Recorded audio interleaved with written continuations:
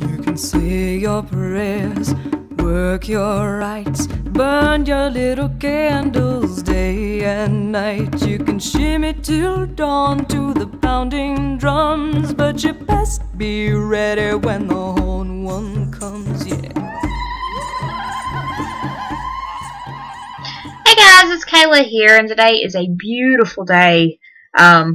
Just so beautiful. I have my glasses on my head. I'm about to go outside and do maybe some work around the yard and stuff like that. I haven't got a chance to get out there this weekend because it's been so, it's actually frost. Like, we had frost this weekend, and it was such a change in the weather. It's kind of like, you know, it threw everybody off because, you know, it was like,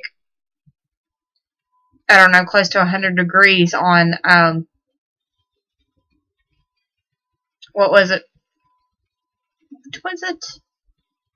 Wednesday, and then Thursday it like went down to 60, and like it was cold, and then like Friday it was like in the 40s. It was ridiculous. But I'm so glad to see the sunshine out again today. I'm gonna go out in the yard and do some stuff after this. But today's video is going to be about daily devotions, and if you have not seen a channel called Witches of the Moon, I recommend you go check them out. There's some amazing witches on there, women and men, amazing witches that know their stuff and their practices and stuff like that, know their craft, their kind of craft. So I recommend you go check that out. I think they had a week topic about this, about daily devotions. I linked that down below so you guys can see. So, first off, daily devotions is a very, very personal thing. Whether you choose to do it or not is totally up to you. Do what's right in here. If you don't feel that's necessary, then it's not. If you don't, or if you do feel like it's necessary, then it is. Do what makes you happy. Do what feels right. Now, if you're a little bit confused about what to give your deities or your deity, because I know some of us work with goddesses and gods that's not a whole bunch out there because they're a little, I don't want to say they're on the back burner, but they're, you know what I'm saying, there's not a whole bunch of information out there about them.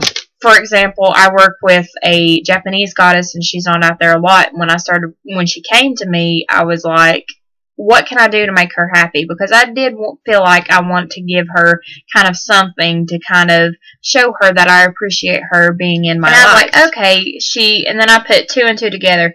Instead of looking at the Japanese part and her name, I was like, she's from Japan. She's a sea goddess. Bam, that's what I can do. So I started collecting things that are from the sea, like when my mom and dad went out of town, because they have a friend that lives down to the beach, and they bring me back things from the ocean and the beach down there. And I was like, okay.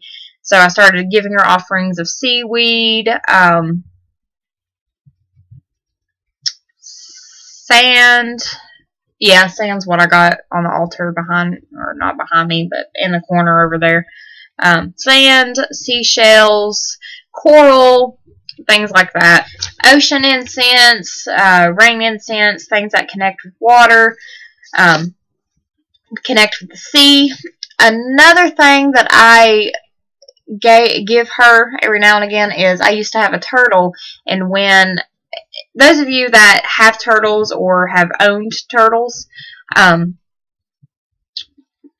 as a pet, we used to have a pet turtle named Stinky, and he would, when turtles grow, they shed like their shells, and so I collected his shell things that he would shed, and I would give it to her as an offering to because of the sea turtles. So I used to give her that as well, but we had to release him to the wild and stuff like that, but which is fine. I'm sure he's safe, or I hope he's safe. Anyway, the reason people do give offerings back and do daily devotions is because a lot of people, like for me, I feel that it's necessary because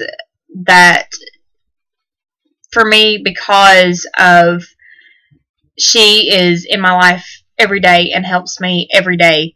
And whether I feel like she's not, and she is, the reason being she's there regardless of what I think or the way I feel. She may not be like all up in my face at the time that she's there, but I know that she's there. And so I wanted to kind of show her that I appreciate her being there, and that's why I do give daily devotions to her, and also to connect with her on a spiritual level as well as a friendship level. Ways that you can connect, like I said, offerings, a big part, making stuff, making blends, making incense, just meditation's also a good thing like that.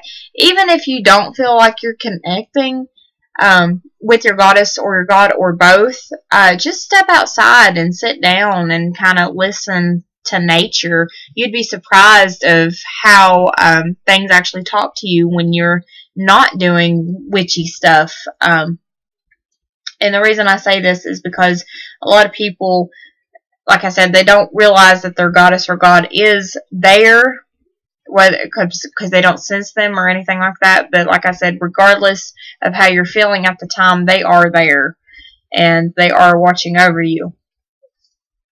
And so this is kind of like my take on daily devotions and how I feel. Let me know if you guys do daily devotions or not. I would love to hear about it and what kind of different things you do as daily devotions. If you don't, like I said, that's cool. If you do, that's great as well. So just let me know, and I hope you guys have a fantastic day and many blessings.